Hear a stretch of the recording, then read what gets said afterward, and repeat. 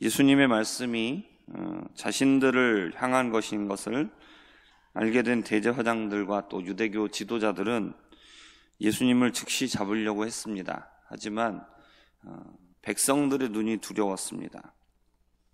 그래서 자신들이 예수님을 잡는 것이 부담스럽기 때문에 이들은 예수님을 엿보다가 세상 권세자들에게 대해서 물어보고 또 예수님의 말 실수를 유도하려는 계획을 세웠습니다. 그래서 이들이 보낸 사람들이 와서 예수님을 먼저 칭찬했습니다. 당신은 바른 말씀을 하시고 가르치시며 사람을 외모로 취하지 않으시며 오직 진리로 하나님의 도를 가르치십니다 라고 이렇게 칭찬을 늘어놓았습니다. 이들이 예수님에 대해서 한 이야기는 거짓된 이야기가 아니었습니다. 그러니까 전부 다 맞는 이야기죠. 근데 그러면 이들이 왜 이렇게 이빠른 소리를 했느냐? 다 이유가 있었습니다. 먼저 이렇게 사람들 앞에서 예수님을 이렇게 쉽게 말하면 예수님의 어떤 그런 모든 걸 딱 정해놓고 여기에서 어긋나는 그런 모습을 보여주려는 거죠. 그런 질문을 통해서 예수님이 사람들 앞에서 딱 정해놓았던 그 예수님의 모습에서 벗어날 수밖에 없게 만들어서 예수님을 꼼짝 못하게 하려는 그런 작업이었습니다. 그리고 이들이 질문을 합니다. 우리가 가이사에게, 로마 황제에게 세금을 바치는 게 옳습니까? 아니면 옳지 않습니까? 이들이 말한 그 질문을 가지고 가이사에게 세를 바쳐야 된다라고 이렇게 얘기를 하면 이거는 현실적으로 해야 되는 일이죠. 로마의 압제를 당하고 있기 때문에 이거는 누구라도 이거는 내야 되는 겁니다. 그러면 예수님이 가이사에게 세를 바쳐라, 바치는 것이 옳다라고 얘기를 하게 되면 이건 사람들한테 돌에 맞아 죽지 않으면 다행인 얘기입니다. 그러면 세금을 바치지 말아라 이렇게 얘기를 하게 되면 이거는 현실적으로 로마가 지배를 하고 있는데 로마에 대한 저항 세력이 되는 거죠. 그러면 예수님을 얼마든지 반체제 인사로 몰아세울 수가 있게 되는 겁니다. 예수님이 이쪽이 됐던 저쪽이 됐던 어떤 대답을 하시던 이건 예수님을 매우 곤란하게 만드는, 예수님을 몰락시킬 수 있는 그런 상황이 되는 것이죠. 예수님은 이들의 마음속에 있는 간사한 계략을 아셨습니다. 그래서 데나리온 하나를 가져오라고 말씀하십니다.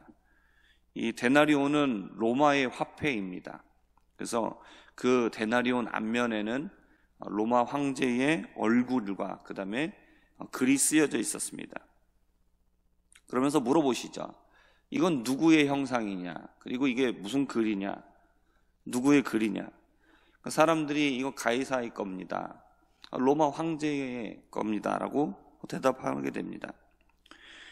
그러자 예수님은 뭐라고 말씀하시느냐? 가이사의 것은 가이사에게, 하나님의 것은 하나님께 바쳐라 라고 말씀을 하십니다.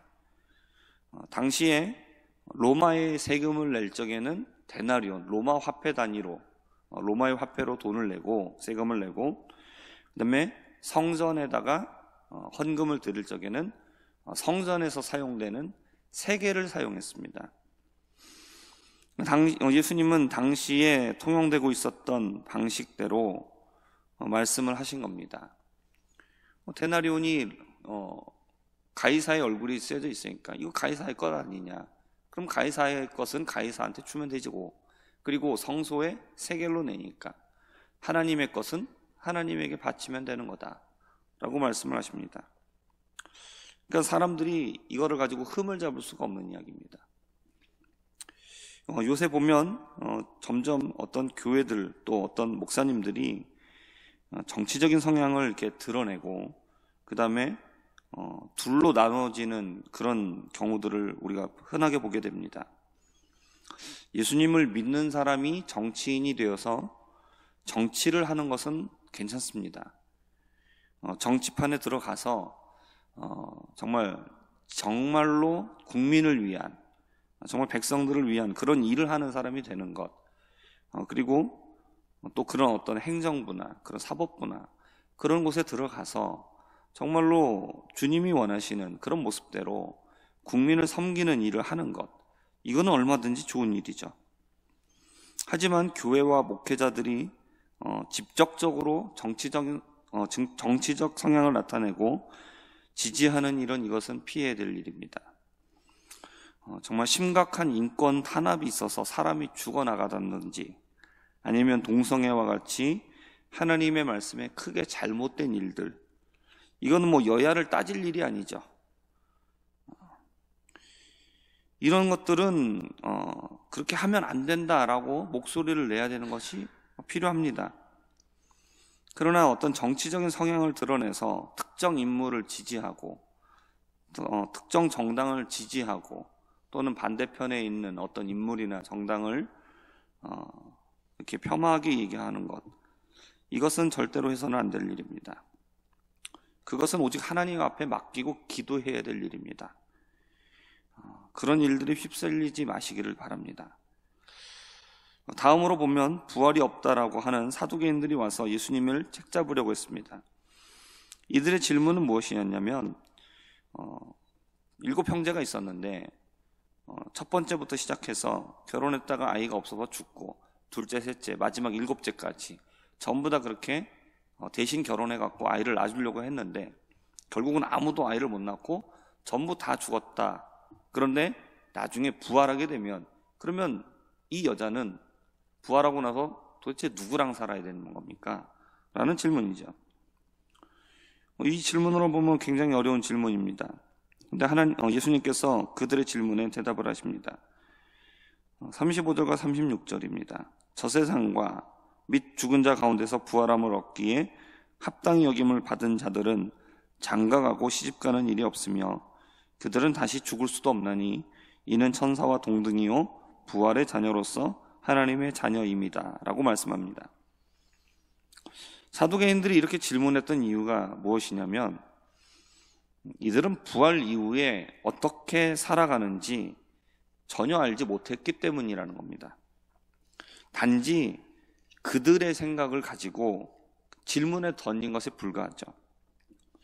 부활 이후의 삶에 대해서 전혀 알지 못하는 사람들이 많이 모여가지고 부활 이후에는 어떻게 살까? 뭐 이런 의논, 저런 의논, 뭐 각자의 생각이 있겠죠.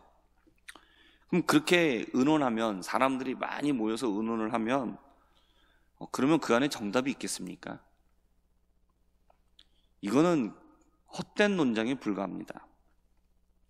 이렇게 어리석은 사두개인들과 같은 사람들이 바로 철학자입니다. 자신들이 신을 만나본 일이 없습니다. 그리고 이들은 이 세상의 일도 실은 잘 모릅니다.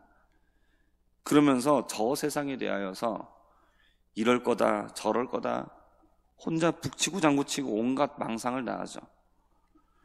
그리고 남들보다 좀 더 그럴싸하게 생각하는 사람들을 철학자 그러면서 세상에서 대우를 해주죠. 그리고 박사학위를 줍니다. 또 그 사람 밑에 들어가서 그들의 사상이라고 그걸 배우고 또 가르칩니다. 결국 이들의 모습은 아무도 알지 못하면서 앞을 전혀 보지 못하는 사람들끼리 다 모여가지고 세상은 이럴 거다 저럴 거다 이렇게 살아야 된다 저렇게 살아야 된다 우리가 가면은 저 나라에 가면 뭐가 있을 거다 뭐 그냥 주절거리는 어리석은 자들에 불과한 겁니다. 앞을 못 보는 사람들이 1억 명이 모여있으면 어떻고 10억 명이 모여있으면 어떻습니까? 아무도 모릅니다. 본 사람이 아무도 없어요. 정확하게 얘기할 수 있는 사람은 어떤 사람입니까? 본 사람이에요. 예수님은 그들의 헛된 생각에 대하여서 정확한 사실을 말씀해 주십니다. 그렇게 할 수 있는 이유가 뭡니까? 예수님만이 하늘에서 오신 분이기 때문입니다. 우리는 이 세상에서 태어나서 이 세상에 속한 사람들입니다. 예수님은 하늘에서 이 세상에 오신 분입니다. 예수님만이 이 세상의 끝에 무엇이 있는지 그리고 하늘에 무엇이 있는지 정확하게 아시는 분입니다. 그렇기 때문에 구원은 사람을 통해서 얻을 수 있는 게 아니라 예수님을 통해서만 얻을 수 있는 겁니다. 다른 종교들은 전부 다 사람들이 생각하고 고안해 놓은 이론에 불과합니다. 영원한 세상, 천국과 지옥에 대하여 아무것도 알지 못하는 사람들이 자기들 나름대로 생각을 하고 이론을 만든 것이죠. 그런 생각들을 통해서는 절대로 구원을 얻을 수 없습니다. 그러니까 사람들이 생각한 가짜 진리이기 때문에 시간이 가면 갈수록 자기들도 다 서로 알죠. 그러니까 나중에는 어떻게 됩니까? 네 말도 맞고 내 말도 맞다, 이렇게 얘기할 수밖에 없는 거예요. 예전에는 종교들이 그랬어요. 우리가 진리다라고 얘기했어요. 다른 종교를 인정하지 않았어요. 그러나 나중에 시간이 지나고 보니까 자기들도 양심이 있죠. 왜냐하면 자기들도 자기들 나름대로 생각한 거고 다른 종교도 자기들 나름대로 생각한 겁니다. 그러니까 서로 다 틀린 거예요. 그러니까 서로 다 틀리다고 얘기를 못하죠. 그러면 뭐라고 얘기해야 돼요? 다 맞다라고 해야 되죠. 그러니까 기독교를 제외한 나머지 종교들이 전부 다 모여서 뭐라고 얘기하느냐, 어떤 길이 됐든지 간에 다 구원에 이를 수 있다라고 얘기하는 거예요. 그게 종교다원주의입니다. 기독교 안에서도 그런 헛된 생각들을 지지하고 믿는 사람들이 있습니다. 그런 목사들이 있어요. 그게 누구냐? 사두개인들이에요. 그게 바로 사두개인들이에요. 예수님을 알지 못해요. 예수님을 믿지 않아요. 진리를 깨닫지 못했습니다. 그래놓고 한다는 소리가 목사라고 달고 나와서 다른 종교에도 구원이 있다 라는 헛소리를 해요. 그거는 무슨 얘기냐? 나는 아무것도 모릅니다 라고 광고하고 있는 겁니다. 그 사람이 얼마나 대단한 사람이 됐고 사람들에게 얼마나 유명하고 그 교회 교세가 얼마나 대단하든지 전부 가짜입니다. 정통 기독교를 나와서 기독교 신학을 공부했고 그리고 목사로서 유명세가 있어도 그런 얘기를 하는 사람은 전부 다 가짜입니다. 그 사람에게는 진리가 없는 겁니다. 우리는 무엇을 가지고 판단해야 됩니까? 오직 성령의 말씀이에요. 예수님만이 하늘에서 오셨어요. 그렇기 때문에 예수님만이 구원의 유일한 길입니다. 그러면 지금 우리가 무엇을 가지고 진리를 분별할 수 있느냐? 성경밖에 없어요. 성경을 놓고 사람들의 말과 그 모든 것들을 대입해 봐야 됩니다. 거기에서 어긋났다 그러면 그 누가 됐더라 하더라도 그건 전부 다 가짜입니다. 물어보겠습니다. 예수님이 큽니까? 그 목사가 큽니까? 누가 커요? 예수님이에요. 예수님 밖에 진리가 없어요. 그런데 어리석게도 많은 사람들이 목사를 따라가요. 자꾸 어떤 유명한 목사가 얘기 나와서 그 얘기를 하면 그냥 그 얘기를 그냥 다 맞겠거니라고 생각하고 아무 생각 없이 받아들입니다. 그러면 이 시대가 가면 갈수록 점점점 우리는 진리를 깨닫기 어려워집니다. 예전에는 목사라고 하면 얼마든지 믿을 만한 그런 목회를 했단 말이죠. 그러나 지금은 시간이 가면 갈수록 사람들이 그렇지가 되지 않아요. 성도들도 마찬가지고 목회자들도 마찬가지고 점점 거짓 교훈에 자꾸 귀를 기울이려고 해요.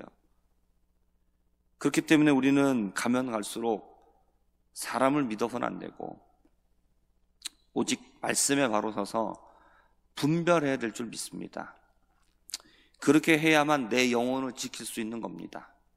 사람을 보지 말고 어떤 사상과 어떤 생각들, 그럴싸해 보이는 그런 말들의 귀를 기울이지 마시고 오직 하나님의 말씀에 바로 서서 말씀을 가지고 판단하실 수 있는 우리 모두가 되기를 바랍니다.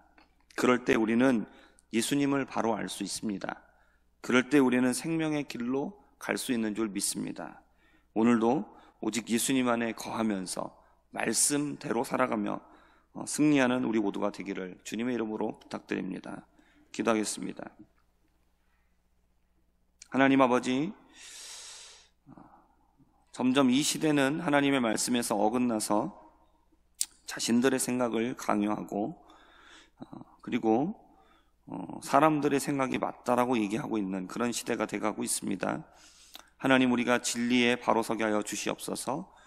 하나님, 사람에 휩쓸리지 않게 하여 주시고 하나님, 헛된 생각에 휩쓸리지 않게 하여 주시고 오직 이 성경의 말씀에 우리가 뿌리를 내리게 하여 주시고 흔들리지 않게 하여 주시옵소서.